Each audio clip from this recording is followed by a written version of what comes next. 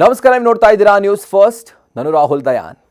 ಇವತ್ತಿನ cyber crime ಎಪಿಸೋಡ್ನಲ್ಲಿ ನಾವು ನೋಡ್ತಿರುವಂಥ ಸ್ಕ್ಯಾಮ್ನ ವಿಷಯ ಏನು ಅಂತಂದರೆ ಅದು ಡೀಪ್ ಫೇಕ್ ಅನ್ನುವಂಥ ಒಂದು ಸೈಬರ್ ಸ್ಕ್ಯಾಮ್ನಲ್ಲಿ ಈ ಕ್ರಿಮಿನಲ್ಗಳು AI ಬಳಸಿಕೊಂಡು ಫೇಕ್ ವಿಡಿಯೋ, ಫೋಟೋ ಜೊತೆಗೆ ರೀಲ್ಸ್ಗಳನ್ನು ಸೋಷಿಯಲ್ ಮೀಡಿಯಾದಲ್ಲಿರ್ಬೋದು, ಮೆಸೇಜಿಂಗ್ ಆ್ಯಪ್ಗಳಲ್ಲಿರ್ಬೋದು ಅಥವಾ ಇಮೇಲ್ಗಳಲ್ಲಿ ಹರಿಬಿಟ್ಟು ವ್ಯಕ್ತಿಗಳನ್ನು, ಅದರಲ್ಲೂ ಮುಖ್ಯವಾಗಿ ಸೆಲೆಬ್ರಿಟಿಗಳನ್ನು ಟಾರ್ಗೆಟ್ ಮಾಡಿ ಅದನ್ನು ನೋಡೋರನ್ನು ಯಾಮಾರಿಸಿ ಅಭಿಪ್ರಾಯಗಳ ಮೇಲೆ ಪ್ರಭಾವ ಬೀರಿ ಸುಳ್ಳು ಸುದ್ದಿಗಳನ್ನು ಹಬ್ಬಿಸೋದೇ ಇವರ ಮೇಜರ್ ಟಾರ್ಗೆಟ್ ಜೊತೆಗೆ ಗುರಿ.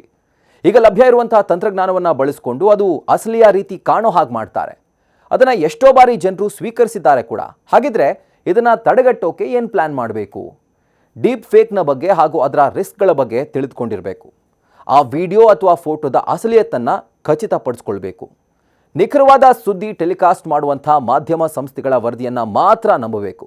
ಈ ರೀತಿ ಅನುಮಾನಾಸ್ಪದವಾದಂಥ ಡೀಪ್ ಫೇಕ್ ವಿಡಿಯೋಗಳು ಹಾಗೂ ಫೋಟೋಗಳು ಕಂಡುಬಂದರೆ ತಕ್ಷಣ ಸಂಬಂಧಪಟ್ಟಂಥ ಅಧಿಕಾರಿಗಳಿಗೆ ಅಥವಾ ವ್ಯಕ್ತಿಗಳಿಗೆ ಇದನ್ನು ರಿಪೋರ್ಟ್ ಮಾಡೋ ಥರ ನಾವು ಮಾಹಿತಿಯನ್ನು ನೀಡಬೇಕು. ಜೊತೆಗೆ ಈ ಡೀಪ್ ಫೇಕ್ ವಿಡಿಯೋಗಳ ಒಂದು ಸ್ಕ್ಯಾಮ್ ಏನಿದೆ, ಇದರಲ್ಲಿ ಏನೇನು ಮಾಡಬಾರ್ದು ಅಂತ ನಾವು ನೋಡೋ ಹಾಗಿದ್ರೆ, ಯಾವುದನ್ನು ಅದರ ಅಸಲಿಯತ್ತನ್ನು ಪರೀಕ್ಷಿಸಿದ ನಂತರ ಅಷ್ಟೇ ಅದನ್ನು ಶೇರ್ ಮಾಡಬೇಕು.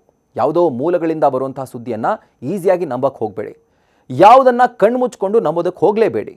ನಿಮ್ಮ ಸೋಷಿಯಲ್ ಮೀಡಿಯಾ ಅಕೌಂಟ್ನ ಪ್ರೈವಸಿ ಸೆಟ್ಟಿಂಗನ್ನು ಬದಲಾಯಿಸಿ ಹಾಗೂ ಖಾಸಗಿ ಮಾಹಿತಿಯನ್ನು ಸೋಷಿಯಲ್ ಮೀಡಿಯಾದಲ್ಲಿ ಶೇರ್ ಮಾಡೋದನ್ನು ಕಡಿಮೆ ಮಾಡಿ. ಅಂದರೆ ನೀವು ಎಲ್ಲೇ ಹೋಗಿರ್ಬೋದು, ಏನೇ ತಿಂತಾ ಇರ್ಬೋದು, ಯಾರ ಜೊತೆ ಇರ್ಬೋದು, ಎಲ್ಲ ಮಾಹಿತಿಯನ್ನು ಆದಷ್ಟು ಪ್ರೈವೇಟ್ ಆಗಿ ಇಡೋದಕ್ಕೆ ನೀವು ಟ್ರೈ ಮಾಡಿ.